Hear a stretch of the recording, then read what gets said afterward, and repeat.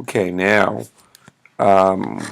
Engage New York Asia, number 11, which is page 148, the importance of silk. We're going to describe the contributions of ancient China, which include paper, writing, silk, which now we'll talk about silk, and we'll describe silk making. We'll plan and draft and edit an informative text that presents information from the importance of silk. Prior to listening, we'll identify what they know and what they've learned about China, and we'll use the antonyms emerge and plunged appropriately in oral language. The core vocabulary right now, emerge, means to come out, to rise in view. The plunged means to throw oneself or push oneself forcefully into a liquid. Trade is the process of buying, selling, or exchanging goods. An exchange. Okay. Emerge is to come out or rise into view. I said barriers or obstacles that block someone. Okay. Silk makers. So going on to 11A, the importance of silk should take about 10 minutes. And we start with 9A4, the Chinese character for school. We already know that. We've seen that and the other things. Okay? Which writing system are these characters a part of? Has the Chinese writing system changed a great deal from when it was first created about 3,000 years ago? We know the answer to that. Now 9A6, we're writing on bone. What are some of the surfaces that ancient Chinese used for writing? Bone, he said. 9A8 is a review. Kailun making paper. What surfaces did Chinese finally create that was best for writing? 9A9, Chinese printing workshop. What tool did the Chinese invent to make book printing easier? Before block printing, how did the Chinese make copies of books? Okay, purpose for listening. Block printing, calligraphy, and paper were all developed in early Chinese history. Block printing, calligraphy, and paper, all developed Chinese. Tell students should listen carefully to find out about other contributions from ancient China. So now we talk about silk. 11A1, Chinese inventions. 11A1, look at all the different pictures, see what you can look. I do note that barriers are obstacles that block something or someone's way. Notice that trade is an exchange of goods, so it has to do with Silk Roads, which we'll learn about. Why were they called roads? Why were they named Silk Roads? Were the lands in China really made of silk? Why do you think the Roman gave China the nickname? Do you think that people from other lands try to learn the secret? And do you think they were successful? So, let's find out where does silk come from too. So that'll be important. So the importance of silk, 11A1. Paper and printing, gunpowder and matches, plows and kites, fireworks and rockets, compasses used to find your way during travel. These are just some of the many things invented by the Chinese. At the time of these inventions, there were no phones, no computers, no televisions, no radios. There were no airplanes, no trains, no buses or cars. So how did people in other parts of the world learn about inventions of faraway China?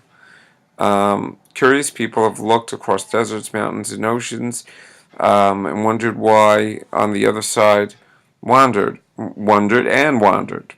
on these across these natural barriers.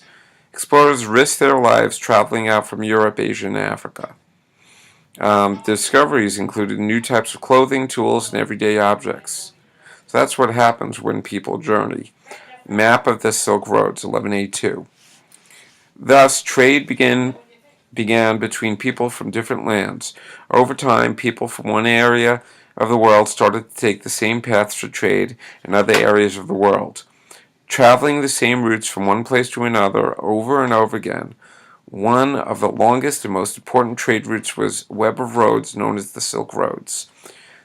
They joined towns and shipping ports along the Mediterranean Sea in East Africa to towns in the northernmost parts of China. For many hundreds of years, Chinese inventions spread to other continents along the 5,000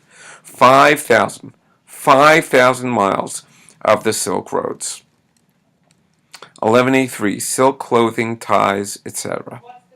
Ties, yeah. Do you suppose the Silk Roads were actually made of silk? Nah. Take a look at these pictures of silk objects. Silk is the very fine cloth known for its light, strong texture and often used to make clothing, scarves, neckties, and decorative wall hangings.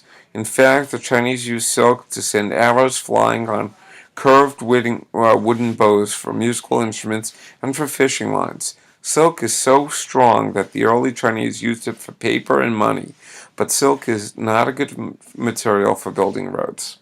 The name Silk Roads has nothing to do with the material used to build the roads. Nothing, so no Silk Roads.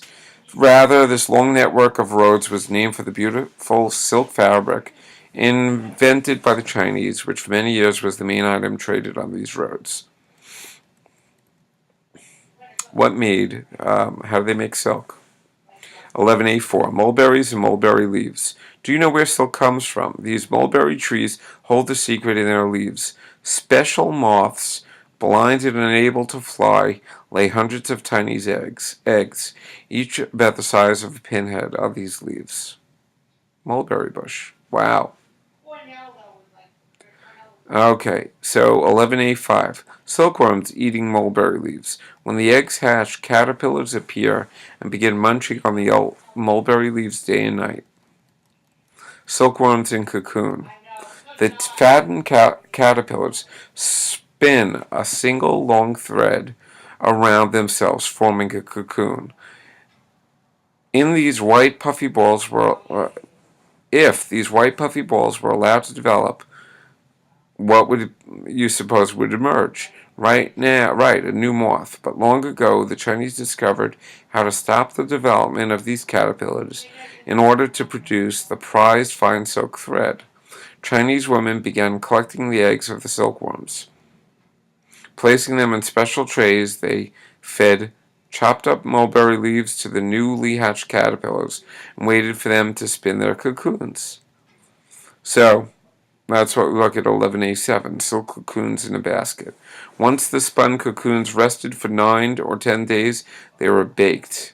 Wow. Cocoons in hot water, 11A8. Then cocoons were plunged into hot water to loosen the thread. They could be unwound and woven into fine cloth. When something is plunged, it means that it is forced into liquid or other material. In 11A9, silk thread, the same process is still used in China and other silk-producing countries today. So, questions. What were some Chinese contributions you heard about in today's Real Out? Paper, printing, gunpowder, matches, plows, kites, fireworks, rockets, compasses, and silk. Despite the natural barriers, how were people in Europe and other parts of the world able to learn about the trade of these inventions from faraway Asia? The answer is the Silk Roads. How is silk made? We talk about silkworm caterpillar eggs are gathered. After the caterpillars hatch, they are fed mulberry leaves. The caterpillars spin cocoons. Cocoons are baked, plunged into hot water to loosen the silk thread. Why do you think the Chinese kept silk production a secret for so many years? Don't know. Okay, so emerge and plunged. Emerge, emerge, emerge. Plunged, plunged, plunged. Emerge means to come out and rise into view. Plunge means to push something down into a liquid. These words are antonyms or opposites. Dolphins emerge from below in the water from the air. After they perform their flips, the dolphins plunge back into the water. So that's it for the first importance of silk. So now Silk Makers 11B. Should take 20 minutes. I don't know what we're doing.